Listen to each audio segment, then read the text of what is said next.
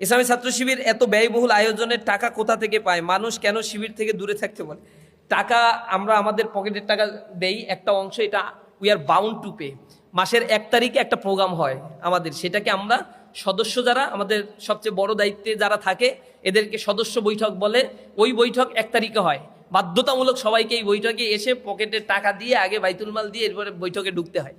সে যদি 300 টাকা বাইতুল মাল মানে তার টিউশনি করে আয় করে, তাহলে সেখান থেকে 50 টাকা মিনিমাম 50 টাকা তাকে এখানে দিতে হয়।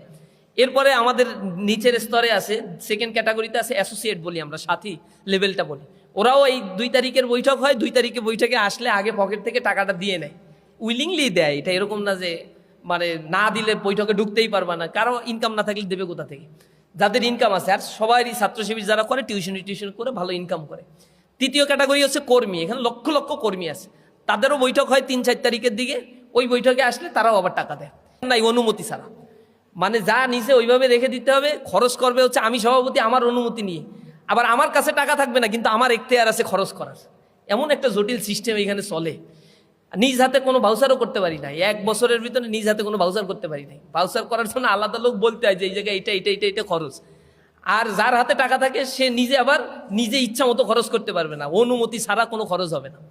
এভাবে স্ট্রিক্টলি বাইতুল মাল আমরা মেনটেন করি, একেবারে ইউনিট পর্যায় পর্যন্ত। লক্ষ লক্ষ ইউনিট, লক্ষের কাছাকাছি ইউনিট আছে আমাদের। ইউনিট পর্যায় পর্যন্ত এটা স্ট্রিক্টলি মেনটেন করা হয়। অর্থনৈতিক এই স্বচ্ছতা আমরা বলি আমানতদারিতা।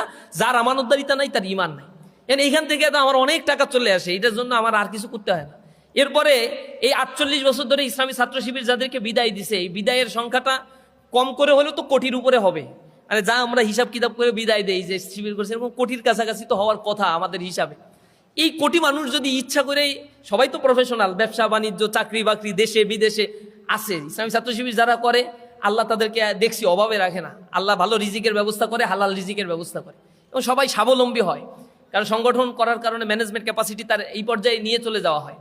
তো তারা তো অনেক টাকা এবং উইলিংলি এই টাকাগুলো মাসের শুরুতে যে দিয়ে আসে আমাদের কাছে। এগুলো জমা টমা করে যে টাকা পয়সা হয় তা তো খরচ করতে হবে। এগুলো তো আর জমা করে ব্যাংক ব্যালেন্স করার স্কোপ নাই, কারণ মাস শেষে আবার বিএমের হিসাবও দিতে হয়। এমন হিসাবে যদি এমন হয় আয় এত ব্যয় এত, দেখা গেল যে আয় অনেক বেশি ব্যয় কম, তখন আবার সবাই ধরে যে এত টাকা দিয়ে আপনি করবেন কি? এবার প্রোগ্রাম নেন, কি কি প্রোগ্রাম করবেন আর খরচ করবেন কি কি বলেন?